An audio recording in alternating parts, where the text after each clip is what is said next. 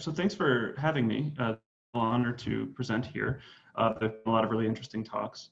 One thing you might notice is that the title has actually been tweaked a little bit. It's starting to sound like almost a universal experience for folks that are working on infectious diseases.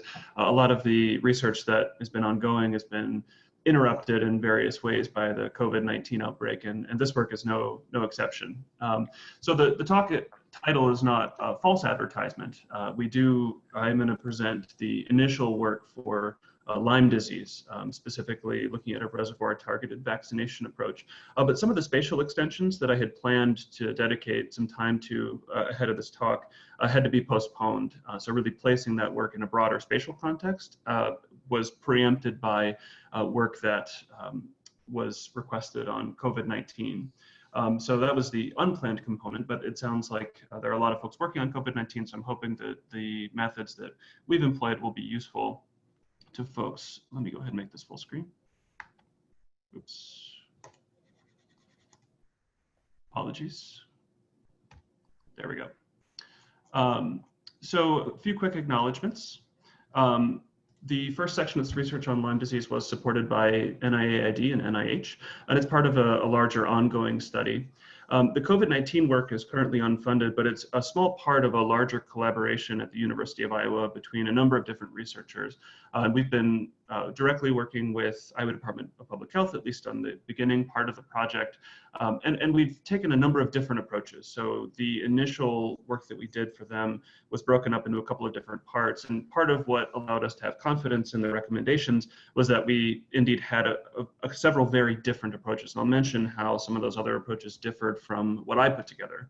What I'll be presenting here in the second half of the talk is just my contribution to that. So it's one of the lenses that we took to quantifying and forecasting what's going on with COVID-19 in my own state of Iowa. Okay, but to start with Lyme disease. So most folks will have heard of Lyme disease before. It's the most common vector-borne illness in the United States, and it's also a problem, especially in southern Canada. It's caused by a bacterial infection, Borrelia burgdorferi, and it's primarily transmitted by Ixodes ticks.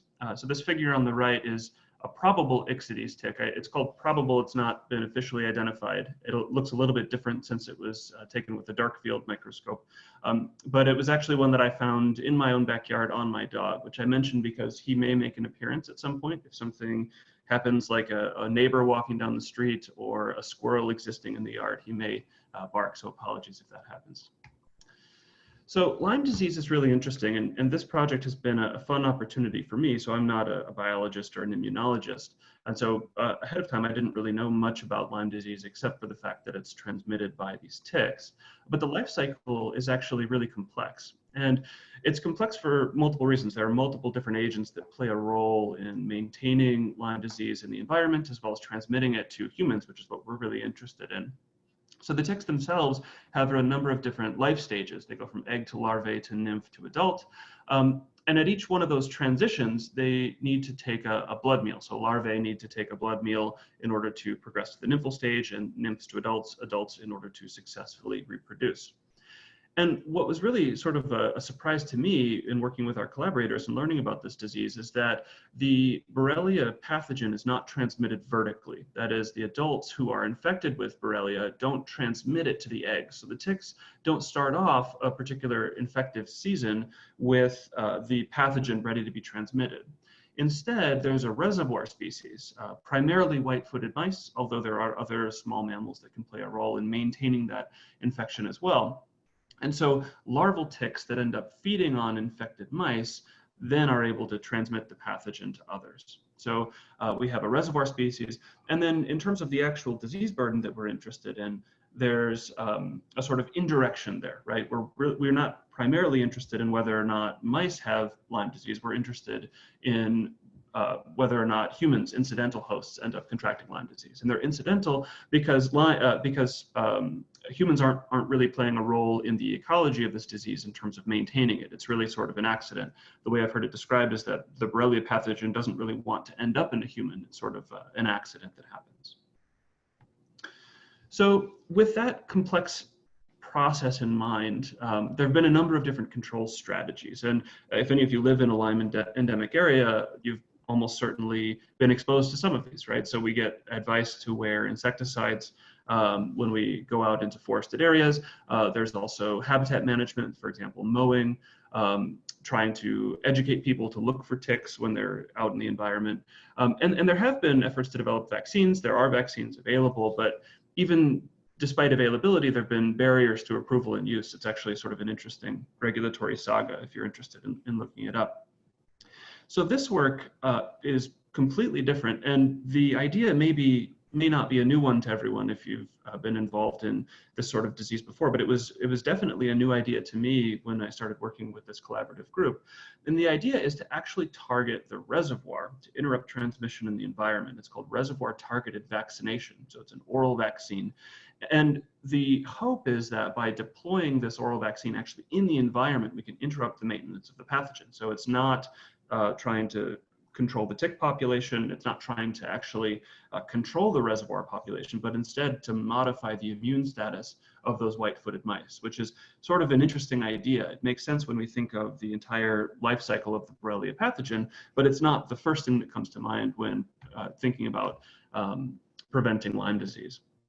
So this specific analysis is part of a larger study that's ongoing, and it involves a reanalysis of data that was used in the pilot project to justify the current work. It is a reanalysis of data that was originally analyzed from a frequentist perspective that demonstrated some initial preliminary efficacy of the approach. And it was conducted within 7 grids in Dutchess County, New York, that consisted of forested areas with characteristics that are typical of Lyme disease endemic areas. And unfortunately, at this point, I don't have access to any of the sort of spatial metadata that might have enabled some of the extensions that I'll talk about in a minute. But the follow-up study that's ongoing is designed to address that and other limitations. So 3 of those grids were randomly assigned to serve as controls. And the control intervention was to place oatmeal baited traps for the mice in that region.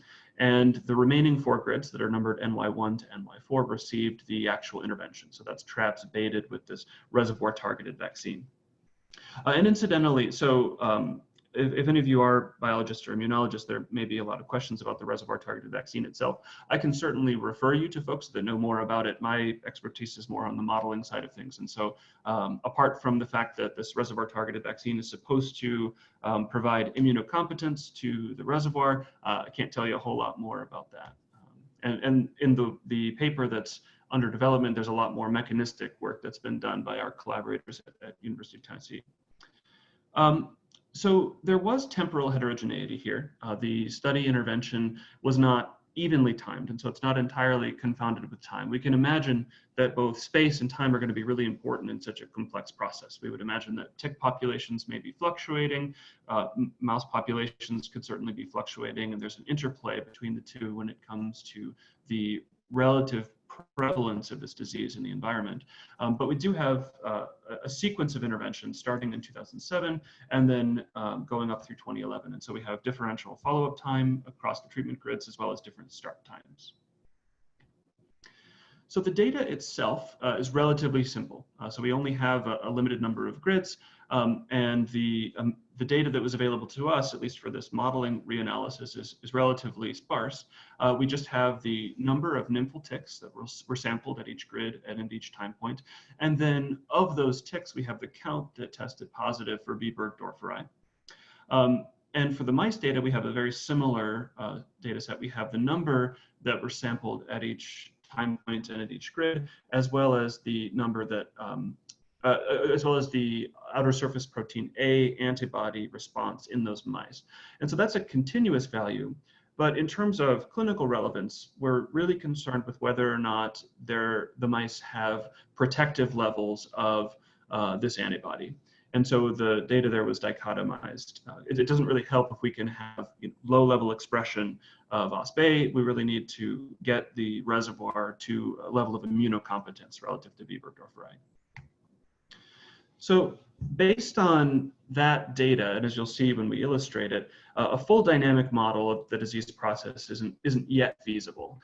So we really need sampling at different tick life stages, as well as information about the incidental hosts, among other things. And so that's really planned for the follow-up study for which data collection is ongoing. But we can come up with a simpler approximation that can still capture a lot of the important dynamics. And I added this note. It's sort of, the model that I'll be proposing here is really quite simple. It's almost sort of a compromise between a descriptive model and a mechanistic model that was mentioned by Dr. Lawson yesterday. So the model itself, as you might imagine from the counts and proportions that were mentioned, is going to be based on binomials. For plot I, we have a temporal index, and we have these proportions of mice with protective antibody levels and the proportion of ticks that test positive for B. burgdorferi. We're going to relate those to our process model via a pretty typical logit link, and we introduce this term nymphal infection prevalence. So this is of nymphal ticks, what proportion are positive for B. burgdorferi. And the model itself is really quite straightforward. There are just two dependent series. For mice, we have sort of relatively flexible, albeit fairly simple and parsimonious, random intercept and slope with an autocorrelation component in plot, modeling the proportion that have protective OspA levels. And ticks are a little bit non-standard. If you unroll this equation, what you end up with is really just a random intercept for plot, and then a cumulative contribution from the proportion of mice in that plot that are immunocompetent, lagged by 1 season. And so the idea is to have a relatively simple model, because again, this data is quite sparse. There aren't all that many time points or spatial locations, but that can still both capture changes over time and then also the mechanistic dependence of the ticks on the mice immunocompetent status. And so these particular models are implemented using RSTAN. That's a really nice choice for these sort of simple models. It's unlikely to be an option when we move to the full mechanistic model, since we'll have a lot of discrete parameters, but it is a really nice package. All right, so in terms of the actual data, you can see here that our options in terms of complexity are fairly limited. So this is basically a full accounting for the data that we're using to motivate these preliminary models. In the top, we see over time in the 4 treatment plots and then all of the control plots lumped into one category, the proportion of mice that are sampled in each season that have protective OspA antibody levels. The first thing that you can notice is that during the study intervention years, there's a pretty dramatic difference just in terms of mean between the intervention and the control plot, although there does appear to be potentially some spillover effect in that last year, since these regions are all sort of in the same area. In the bottom, we see the proportion of infected ticks, and there's a couple of interesting things here. So we see that for the control plots, they tended to start off with a higher proportion of infected ticks, and that's sort of an interesting historical note. But they also have a pretty clear negative trend, while the control plot had a relatively rapid increase in the proportion of infected ticks. And so you can imagine that, based on relatively simple measures, we can get some efficacy data. But our hope here was to look at really seeing if we can estimate that mechanistic parameter, tying the two series together. So in terms of preliminary evidence, as you'd expect, we do see just differences in treatment versus control in terms of OspA protective levels, and that's a fairly strong level of confidence. The credible intervals all exclude 0, and the posterior probability of this difference being greater than 0 is all very close to 1. But more interesting to us is trying to quantify that relationship. And so by looking at the posterior distribution and doing a little bit of algebra, we can back out the relationship between the proportion of mice that have a protective OspA level and the multiplicative reduction in nymphal infection prevalence. And so if you have 0 proportion of mice with OspA levels, that's just a multiplicative reduction of 1. But you can see that even a relatively small proportion of mice with protective OspA levels can be associated with a pretty substantial reduction. And again, this is going to be cumulative over time.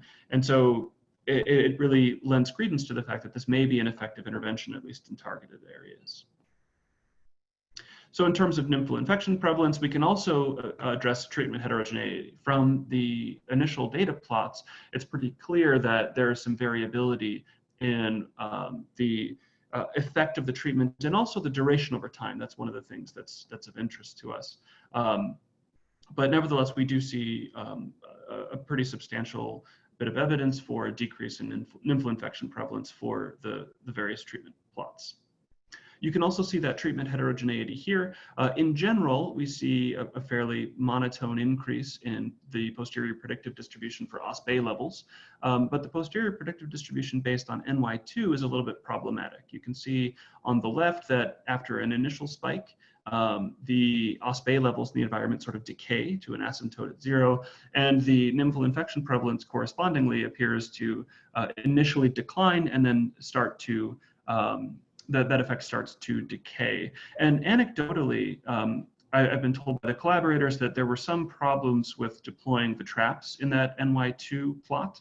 I don't know the details, but that's one of the things that the follow-up study was designed to help avoid. So after this preliminary evidence was made available, they actually have a device that's left in the environment for a period of time and dispenses this oral bait over time, requiring less intensive monitoring.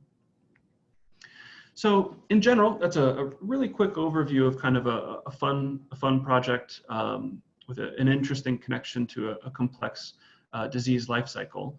The evidence indicates that this approach can indeed be effective in modifying infectious pressure in ticks. Effect heterogeneity is certainly a concern, and we've modified the intervention for the follow-up work.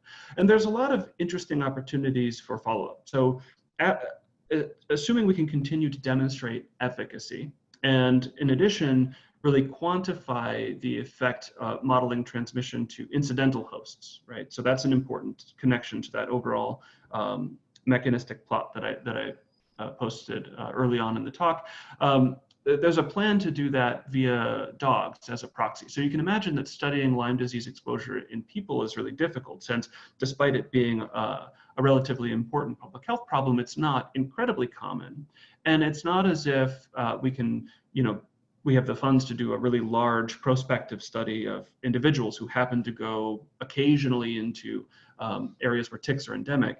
And so the follow-up design is actually focused on a cohort of hunting dogs that repeatedly go out into tick endemic areas, since dogs are a fairly good model organism as an incidental host, but we know which dogs are going to be in which areas ahead of time. And so we can follow their immunostatus over time, in addition to a follow-up study that continues to look at the OspA status of mice, as well as the nymphal infection prevalence in treatment and control areas. In addition, assuming that all of that goes well, the actual implementation of something like this is certainly really complicated.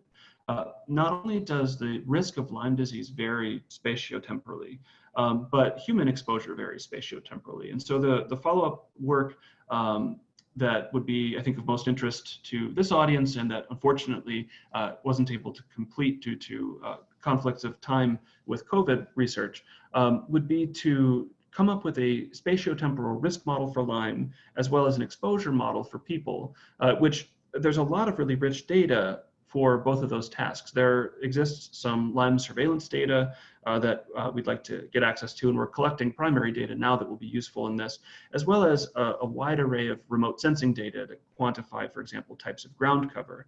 And so in principle, it should be feasible to quantify areas that may be at a higher risk for Lyme disease in the environment. And then in addition, there are a number of folks on campus that are working on human networks of contact and travel. And so by overlaying those two spatial processes, we should be able to come up with ways to propose targeted interventions with this reservoir targeted approach.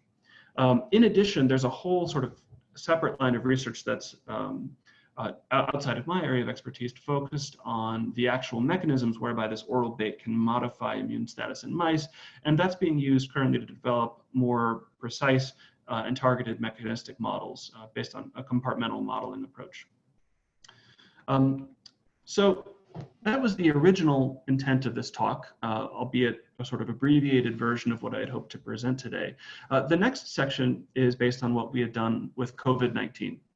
So there are a lot of groups that have developed COVID-19 models with varying scopes based on different tools and data. And actually, because of that, my initial and, in retrospect, very poor lack of foresight, my initial thought was to basically leave COVID-19 models to other groups. There were a lot of forecasts and even spatial models that came out very rapidly.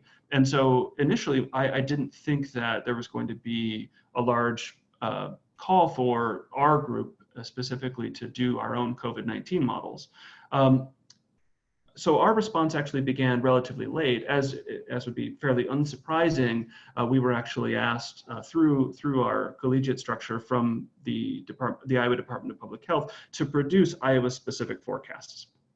So Iowa specifically is, for those of you who aren't particularly familiar with the United States Midwest, I usually describe us as being located to the west of Chicago. We're a rural state, relatively small, about 3.5 million inhabitants, and we were relatively late with the COVID-19 pandemic. There are a couple of links here as well. I posted the slides in the chat. The more results and links to the official white papers that we provided to the Iowa Department of Public Health are linked on that site as well. So this is an illustration of Iowa. This is a screenshot taken this morning from the official State of Iowa COVID website. And it gives a basic idea of what we're looking at here. You can see that there's certainly some spatial heterogeneity. We have regions of high population density that have increased numbers of COVID cases. But at the top, you can also see some of the potential problems that we've faced in modeling COVID in Iowa. So on the top left, there's a bar plot of the number of individuals tested daily. And you can see that that's grown pretty dramatically over the course of the epidemic. Changes in testing have been one of the big challenges and have driven some of the modeling choices, at least for this section of our overall collaborative effort. So I'll highlight a few of these in more detail to give you an idea, but for those of you who do a lot of these kinds of models, here's a sort of too lazy, didn't read 30-second summary of what this component of our modeling work involved. So these are statewide models. So for the initial work, these are non-spatial, although we are working on spatial extensions. They're set in a Bayesian context, and that was one of the initial things that we really wanted to provide. A lot of the initial models that came out were deterministic, and trying to communicate uncertainty to policymakers was one of the main things that we wanted to get across. It'll be no surprise to those of you who've been working on COVID, but the sheer amount of uncertainty is really staggering, and trying to come up with a good way to communicate that was, especially early on, really important to us. And these are set in a chain binomial setting. They're SEIR models, susceptible, exposed, infectious, removed. And within that SEER setting, there are a couple of things that make these a little bit different than the typical population level SEER models. The first is that these are path specific, so the compartment membership time has a non-trivial distribution that I'll describe in more detail in just a moment. And these are based on mortality for reasons I'll discuss in a moment. We've seen some really excellent work that's involved both mortality, reported cases, and hospitalization. And some of our other work that was presented to the Department of Public Health has focused on those components. This one is focused exclusively on mortality. In terms of actually fitting these models, these are fit via approximate Bayesian computation, which, for those of you who aren't familiar, is a simulation-based technique. You basically draw epidemics from you draw epidemic parameters from your prior, simulate epidemics, and then you accept those that are sufficiently close to your observed data. And the results that are presented here are actually model averaged over a number of different models. And the data that's used is from the New York Times as well. So we've looked at using the Johns Hopkins data. There is that official website that has data on COVID in Iowa, but we've been using New York Times for consistency.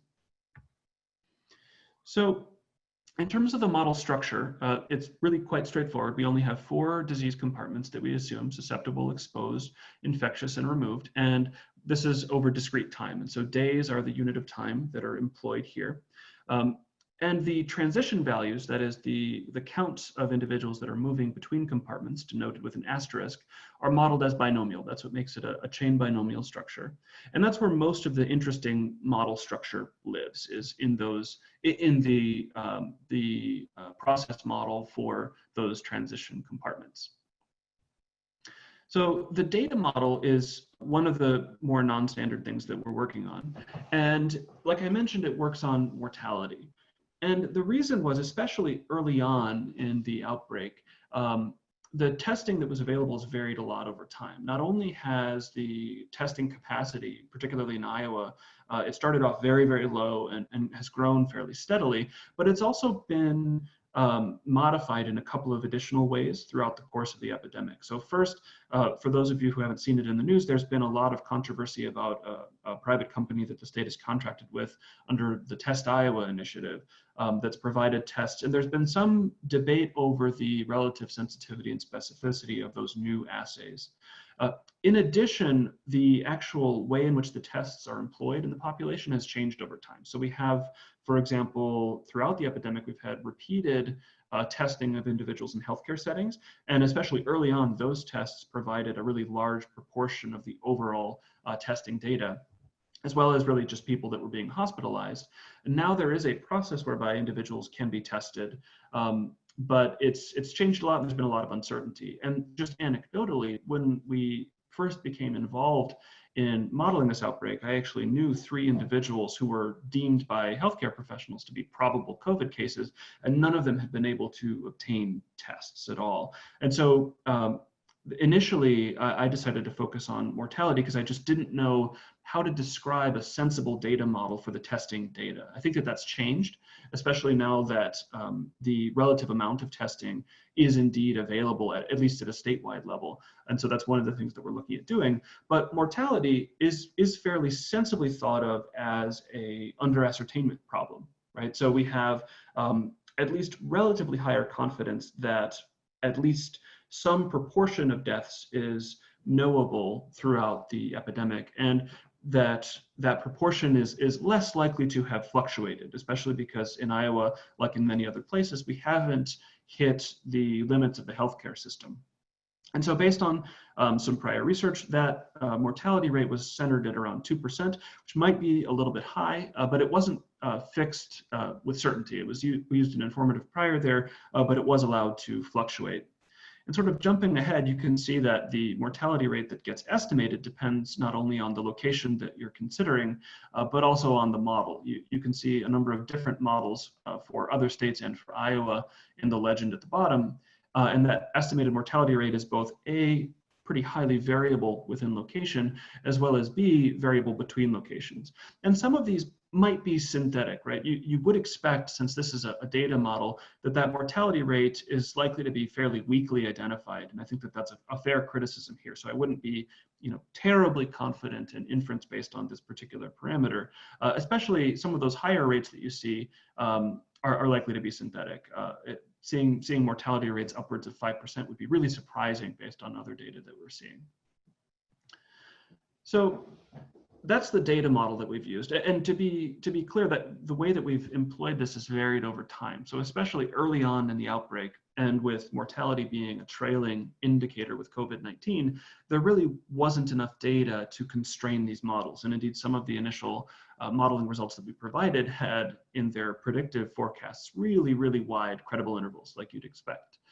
So what we ended up doing was using other locations that were further along in their outbreak to have highly informative priors about transmission parameters early on. Currently, Iowa has experienced a sufficiently long trajectory of cases and mortality that we're just using Iowa-specific data, but early on we were applying a range of hypothetical scenarios ranging from optimistic to really pessimistic to look at various scenarios that might have played out in the state of Iowa. So with that data model in place, we have to model the latent and infectious durations. That is the transitions from the exposed compartment to the infectious compartment, where individuals who have contracted the disease finally become able to actually transmit it to other individuals, as well as the duration from the infectious compartment to the removed compartment, the time to removal or mortality. And this is one of the more interesting things that we've done here. It's not a new technique. One of my former colleagues introduced this idea of path-specific transitions that essentially allows us to specify non-trivial compartment membership times. We basically assume a distribution of compartment membership times, and then that's discretized to the study unit of interest, that is days. And that imposes sort of a conditional probability structure whereby for individuals that have been in a compartment, let's say exposed for a certain number of days, the path-specific transmission model gives you a conditional probability that they will transition at a particular time. And it's pretty nice. It strikes a bit of a balance between something more complex like individual level models and simpler single parameter transmission models. So a lot of these compartment models have relatively simple transition structures. That is, they'll assume a single fixed probability for transitioning from, let's say, E to I or I to R, which has the benefit of being easy to estimate and computationally simple, but it does imply some really strange assumptions about how individuals move through these categories. It implies a geometric discrete compartment membership time or an exponential continuous compartment membership time, which are memoryless, which doesn't make a whole lot of sense. And so in this case, we chose Weibull transition distributions. And we chose the parameters by comparing the ranges that were being reported in the literature for these quantities to the theoretical quantiles of the Weibull distribution. So latent period was focused between 2 and 14 days with a median of around 5. And even now, there's less information that I've been able to find about the actual duration of the infectious period. And so that was constrained to be between 10 and 32 days. And those distributions weren't fixed. They were informative, so informative gamma priors were placed on the hyperparameters. So it was allowed to fluctuate as well. So the intensity models, that is the process whereby individuals actually become infected, is one of the things that we really knew the least about. And so it was really the focus of the model averaging that we've done. In the state of Iowa, we've had a relatively different policy response than some of the other ones that we've heard about so far in Europe or in California. So we did have an emergency declaration on 3/17 that resulted in the closure of some businesses, but we've never had an actual shelter-in-place order in the state of Iowa. And a large number of businesses are deemed essential, for example, meatpacking plants, which have been a focus of the epidemic. And so transmission and contact still continued after that 3/17. We also had the closure of schools, but relatively quickly after those measures were imposed, we've had the loosening of restrictions, and I'll show a figure in a moment that demonstrates some of that. And those loosening of restrictions have taken place over time, and it's actually been, at least briefly, spatially heterogeneous. In addition, many private businesses and private entities have imposed policies or closures, although with varying degrees of compliance. Anecdotally, I believe the workers at my local grocery store are required to wear masks, but a large proportion of them, especially young people, are wearing them over their mouth, but with their nose exposed. And so there's a lot of resistance to use of personal protective equipment and social distancing, and it's really heterogeneous. I think there are certainly groups within the population that are responding very differently. So in the absence of any clear sort of best way to model that, we considered a number of different approaches. The simplest would be models that simply allow a shift at one of the candidates for large population level changes. So the imposition of the emergency order or the closure of schools, for example, and then an additional shift in epidemic intensity when these efforts began to be relaxed. An additional one, sort of based on that, what would be to allow a constant epidemic intensity up until the imposition of the emergency order, and then subsequently to introduce a set of basis splines to allow a flexible fit for a more sort of continually evolving collection of different things that are impacting transmission. And more recently, we've added models to this sort of ensemble that use data from the Google Mobility Project to capture population level changes in contact behavior. And the models here are combined through a model averaging scheme based on the same argument that if you've seen approximate Bayesian computing can be used to compute Bayes factors, we can do a similar sort of informal thing to come up with a population averaging scheme based on the epsilon values and the corresponding acceptance rates that we get from the various models. And we've been producing these daily. We're also looking at extensions, like I'll mention, but tracking the daily progress has been pretty interesting. I'll get to those results in just a minute. So in terms of actual fit, I'm using some software that I wrote a few years ago called ABCR that uses approximate Bayesian computing through a sequential Monte Carlo scheme.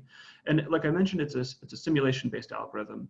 What I'll say about it, I've used it since I wrote it, and you know, we all know that software that rewrite is the easiest to get up and running with. It's very fast at simulating epidemics, although every time I use software that I've written in the past, I always end up wishing that I'd done things differently. It's written as an R package with a pretty large C++ backend, and so it's cumbersome to extend, which we had to do for some of the features that we implemented here and that I'm looking at doing for some of the features that I'd like to add. So if you compare that to something like PUMP, which is very general, it's less cumbersome to implement custom models than something like PUMP that Aaron King put together. So in terms of the results, this is an illustration of the reproductive number, specifically the empirically adjusted reproductive number in the state of Iowa based on some very recent results. And it shows a fairly interesting trend. This version of the reproductive number does do quite a bit of smoothing over time. And so this sort of linear looking decrease in reproductive trends throughout April into May is very likely, especially based on some of the other figures that we've looked at, smoothing out a pretty precipitous drop in transmission that occurred during that period. So we had a really quick drop in contacts, and that over the course of individuals' infectious duration did cause a drop in the number of infections. It's currently fitting almost a flat, very near a reproductive number of 1 trajectory with some clear risks of that increasing.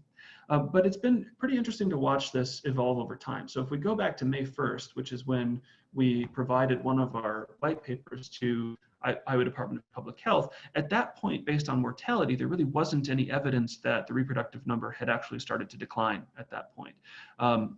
So contrasting these two, you can see at May 1st, when this model was produced, we were still predicting fairly active transmission, whereas in retrospect, that's been revised down to be very close to 1. So the pathogen is still certainly around in Iowa, but it wasn't spreading nearly so quickly as it looked from this trailing mortality indicator.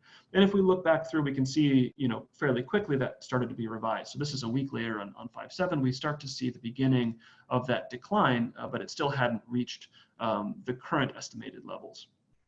And so that raises some questions about what we're likely to see in the future. It's also helpful to look at this on a mortality scale. So this is the set of projections that we produced. That was one of the main asks that we had. We were requested to produce Iowa-specific projections. And so in red, you can see the observed reported mortality figures, and in black, the ones that the model on May 1st were actually based on. And while the observations were within the 80% credible interval that we produced for this model, they're certainly on the lower end. They're in that lowest sort of 20% of epidemics. And so we were certainly missing something, both in terms of the trailing mortality indicator, but I think also in terms of some model fit. As you saw before, the actual epidemic in Iowa is spatially heterogeneous. It involves a number of local clusters like long-term care facilities and certain industries being hit relatively hard. And so that really wasn't captured as part of this model. Now, with that being said, we're also seeing some really confounding things, and I'm interested to hear others' experiences of this. So shown here is one of the measures of mobility that's available from the Google Mobility Project. On the left, you see the observed average mobility in the state of Iowa, how it's changed over time. And on the right, you see a really naive way to include this in forecasts, right? Just sort of an optimistic, assume people don't continue to increase their contact back asymptoting to the original level of contact. But based on this, we're already essentially back into the neighborhood of the level of mobility that we saw in the period of time where there's good evidence that this disease was spreading very rapidly. We had a relatively high reproductive number here, and that contact has recovered. And so it'll be really interesting and important to watch, both in terms of the mortality models as well as in terms of cases now that testing is in place, what happens in the coming months. And so the main fear is that the reproductive numbers that are occurring in mid-May and June will be revised upwards in the same way that they were revised downwards for May. And so that's one of the things that we're going to be looking at, as well as learning from other locations around the world. And in terms of things that might be driving that, there are really a lot of open questions. So despite the fact that mobility is increasing, there are still people using personal protective equipment. Our group in particular is pretty enthusiastic about face shield utilization and efficacy, but masks are also really important, and the WHO has recently revised their guidelines on PPE. And so currently, I don't have any way to measure what the population of Iowa is doing and how that varies over space in terms of personal protective equipment. But the other big open question is on seasonality. And based on spread that we've observed elsewhere, there's not a lot of evidence that seasonality is likely to be important. But if seasonality is important, that could have really grave consequences for what we expect to see in the fall, because although we've certainly decreased transmission in Iowa, and while we certainly have very strong evidence that the social distancing efforts have had an impact on transmission, there's no evidence that the disease has gone away. We've continued to see a relatively steady sort of linear growth in cumulative deaths, and we've continued to see spikes in transmission. So the disease is certainly here, and if there is a seasonality effect, which we'll be watching really closely for, that could have really substantial impacts for the fall. We should also be using cases in hospitalization. We do have a number of tests conducted, but the other big extension to this that we'd like to do is to utilize age in a more sensible way. So especially when we get to a county level model, we do have good data from the US Census on what age distributions look like across counties. And that's really the biggest risk factor for COVID-19 mortality. And so that should help us to really much more precisely estimate what's happening at a local level. There are some challenges to that. So Iowa has 99 counties, so it has a relatively fine grid of aerial units on which cases are reported. But some of the estimation techniques become really challenging. So the data itself will become sparse at that really small county level, especially in areas of low population. Some of these counties have a really, really tiny population. And so these ABC methods have a problem whereby in order to be effective, we have to have a sensible way to compare the simulated epidemics that we're coming up with to the observed epidemic. And a Euclidean distance works really well for especially large epidemics that can give you a really good measure of how close a simulated curve is to what you can actually observe. But on a spatial level, that can be more challenging. In addition, you have sort of a recursive dimensionality problem whereby the models that we can define for space only with low probability will ever produce epidemics that actually match the really complex sort of rare outcomes that we're observing, right? If you think about simple spatial structures where we think about imposing perhaps like a neighborhood type car model, that's sensible if you're thinking about a model fit, but the predictive distribution is unlikely to capture those sort of rare cross-county events. And it also doesn't capture what we know about more nuanced spatial structure in the state. So some communities are certainly more close than others. Some have major roads that go through them. There are ideas that might be captured by a gravity model, for example, in which large urban centers are more connected to surrounding areas than more sparsely populated regions. And so we're looking at GPS data for that. I have a colleague in the Department of Geography that we have a project ongoing, but there are really a lot of open questions and a lot of room for extensions. So here are a few references. Again, the slides are posted. There's not a lot of time left, but I'm happy to answer any questions. Yeah. Okay.